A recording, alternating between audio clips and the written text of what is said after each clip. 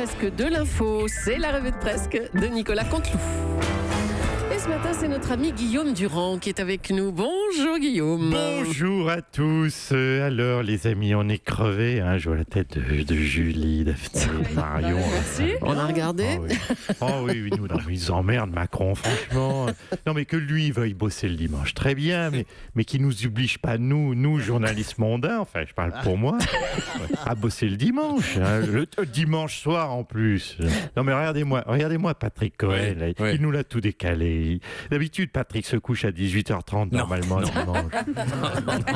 Bon, allez, ça suffit. On passe au titre, Guillaume. Allez, si vous voulez. Allez, lutte contre le gaspillage. C'était le premier titre de 8h de Jean-Philippe Ballas. On l'a appris dans le journal. Oui. Beaucoup de Français, trop de Français, jettent des produits encore emballés. Pas étonnant, c'est ce qu'a fait d'ailleurs Emmanuel Macron avec François Bayrou, qui était encore dans son papier bulle. Un ministre tout neuf, foutu à la poubelle. Ça se fait pas, franchement. L'info du week-end, néanmoins, c'était, vous le savez, ce terrible attentat en Somalie qui a fait la une de tous les journaux, qui a occupé l'ensemble des chaînes info avec... Ben non, on déconne, bien sûr. Tout le monde s'en fout, puisque l'info du week-end en France, c'est qu'il a fait beau et chaud. À la limite, l'attentat se serait passé à Las Vegas ou à Ibiza, on aurait peut-être un peu parlé, mais là, franchement, la Somalie, on n'ira jamais en vacances en Somalie. Mais oui, mais regardez pas comme ça, c'est comme ça l'émotion collective. C'est en fonction des endroits où on va en vacances. Tsunami en Thaïlande, on en parle 10 ans. Tsunami en Haïti, on s'en fout. Allez. Voilà. Et puis tiens, on va parler de la comète de Harvey. La comète de Harvey, oui. Malheureusement, elle ne passe pas qu'une fois par an. La liste des actrices agressées s'allonge. Gwyneth Paltrow, Asia Argento, Emma Decaune, Léa Seydoux plus récemment. Même le pingouin de la marche de l'empereur aurait été abusé. Un pingouin, c'est quand même beau dégueulasse ce Harvey.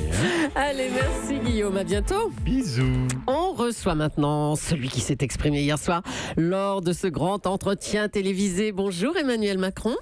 Bonjour à toutes et à tous.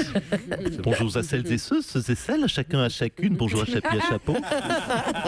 Et surtout, bonjour au premier de cordée. Il est beau votre petit piolet, monsieur Cohen. Pour remonter l'abrupte pente des audiences radiophoniques. Alors, monsieur Cohen, on taquine mon Richard Ferrand avec ses vieux schémas et ses comptages de bateaux.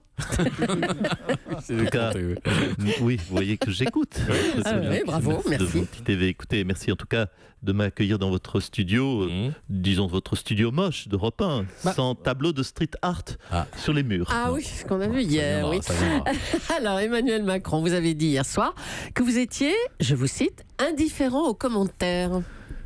Écoutez, c'est ma façon, à moi, de vous dire, à vous tous, autour de cette table, causez toujours, je m'en branle. D'accord, encore. Écoutez, c'est du langage populaire. Ne faites pas vos mijaurées, c'est dans le dictionnaire de l'Académie française de Monsieur d'Ormesson. Alors, vous avez parlé justice sociale, ISF, et David Pujadas vous a interrogé sur la théorie du ruissellement.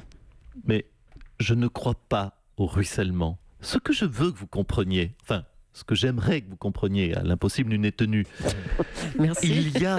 Il y a des cordées. Les cordées, c'est quoi? Ce sont les plus riches qui sont en tête et leur activité bénéficie à tous. Voilà. Alors que le ruissellement, c'est quoi? C'est les riches qui sont en tête et leur activité bénéficie à tous. C'est tout à fait différent. Non, c'est pareil. Non, ce sont des cordées. Une cordée, Madame Julie, ne ruisselle pas. Je vous fiche mon billet qu'elle ne ruisselle pas. Ce serait croquignolesque, ce serait... que ma cordée ruisselle. Bordel de putain de bois. Qu'est-ce qui se passe? Quoi? C'est dans le... Monsieur Cohen, c'est dans le dictionnaire de l'Académie française, Monsieur d'Ormesson, que ce soit bordel, putain ou bois. Dis donc. Ou truchement. Ou truchement. Oui, aussi. Oui, on peut trucher aussi.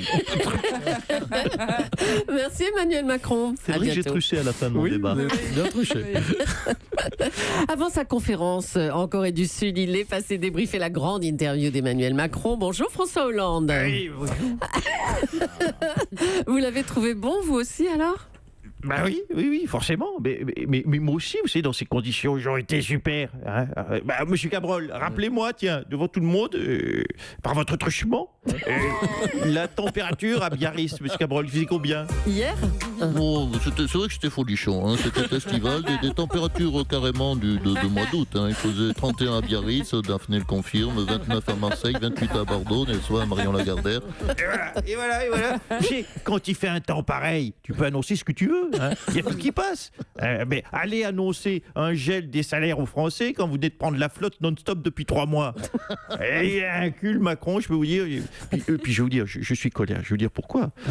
Est-ce que vous avez vu, Madame Julie, ce qu'il a fait avec la déco de mon bureau? Quoi, la déco de votre bureau? Il l'a amélioré, oui.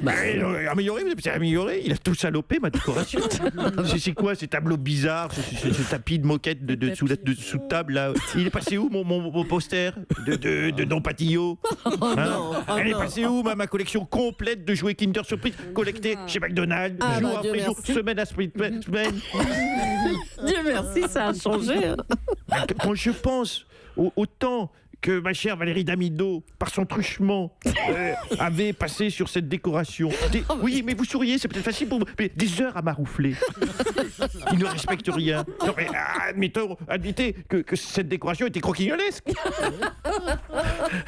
Allez, merci François Hollande et bon séjour en Corée du Sud. Hein.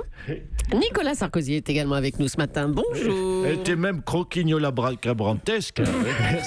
Merci de m'accueillir. Bonjour. Bonjour. Ça va, François, toi? Tu pars en Corée, c'est ça? Tu te fais une petite conférence comme moi, 100 000. Hein? Qu'est-ce qui nous a mis dans la tronche hier, ton petit protégé? Oui, t'as vu, hein, il a été insolent, ce petit con. Hein. Quand t'as entendu, Nicolas, quand il a dit moi, je fais ce que je dis, ça change. Oui, je l'imite mal, pardon. Oui, ça, c'était une attaque pour nous deux. Hein. Non, ça, je crois pas. Je crois que c'était surtout toi qui visais. Hein. Même Julie, quel âge qu'il a, Macron? 39 ans. Hein. On est sûr qu'il a 39 ans? Oui. Ah oui, parce que vous l'avez entendu causer. Hein. Je vous fiche mon billet, c'est croquignolesque. Il cause comme un vieux de droite. Hein. C'est ça, Macron, c'est un vieux de droite dans un corps de jeune, pas franchement de gauche. C'est quoi? C'est Jean d'Ormesson dans le corps de Justin Bieber. C'est une sorte de Justine d'Ormesson, Macron. Je suis sûr qu'il écoute du Anne Sylvestre. Il n'y a pas que lui. Il n'y a que des jeunes dans ce studio. On sera plusieurs. Nicolas Sarkozy. Emmanuel Macron a été interrogé sur Harvey Weinstein et il souhaite lui retirer. Weinstein, ah oui. Oui, on dit comme ça maintenant. Hein. J'ai entendu tout le week-end Weinstein. Weinstein, ça change pas grand-chose. Bon, alors Weinstein, allez hop. Il souhaite lui retirer la légitimité. Il n'y a pas d'aller hop, vous êtes un peu légère avec les noms des gens, je trouve. Du allez hop, mais je sais pas pour qui. Pas le truchement de votre micro, vous n'êtes pas habilité à faire qu'est-ce que vous voulez faire dire gros mots. Il y a un dictionnaire des mots propres, Mme Julie, vous le voyez ou non. Monsieur Sarkozy. Alors, parlez par le truchement du petit Robert, merci. Emmanuel Macron souhaite retirer à ce producteur hollywoodien, je ne vais plus redire son nom, la Légion d'honneur qu'il a reçue en 2012. Et alors là, François, bravo François, t'as fait chevalier de la Légion d'honneur, un détraqué de la braguette. Attends, c'est pas moi. Hein, il a raison, c'était en mars 2012. C'était vous, monsieur Sarkozy, le président? En 2012. Bah oui. Vous êtes sûr qu'en mars 2012. Merde, alors. Je pense qu'il faut y reprendre sa médaille. Faut surtout pas envoyer une femme là-bas. Il faut lui envoyer Teddy Riner et Tony Yoka. On va voir si Harvey Weinstein, il aura la main baladeuse avec eux. Et les gars, allez-y, n'hésitez pas à le câliner un peu. Il a l'habitude de te forcer la main, qu'il comprenne enfin quoi que ça fait. Hein. Merci en tout cas. Merci à vous, monsieur Hollande, monsieur Sarkozy. Je vous en prie. Et on va terminer avec Gérard Collomb. Alors vous l'avez trouvé comment, votre président Emmanuel Macron? Écoutez, je ne sais pas si vous le savez, mais il se trouve que j'adore Emmanuel Macron. Je n'ai pas honte de le dire. J'ai même parlé d'adoration d'Emmanuel Macron, tellement j'aime cet homme que représente Emmanuel Macron. Je l'aime bien plus finalement que mes propres parents. Et donc vous l'avez regardé, hein, forcément. Bien sûr, j'ai regardé cette interview d'Emmanuel Macron, comme tous les Français, sur un lit recouvert de pétales de rose, dans un peignoir de satin avec de l'encens qui brûle sur la table de chevet, prête à déguster chacun des mots d'Emmanuel Macron. Non mais sur le fond, vous l'avez trouvé comment? Vous l'avez trouvé bon? Écoutez, en tout cas, je retiens qu'il n'est pas hostile à la PMA, ce qui me pousse à envisager de façon sérieuse un enfant avec Emmanuel Macron. Ce serait une grâce inestimable que mon ADN soit honoré par le sien. Nicolas Canteloup. Europe 1.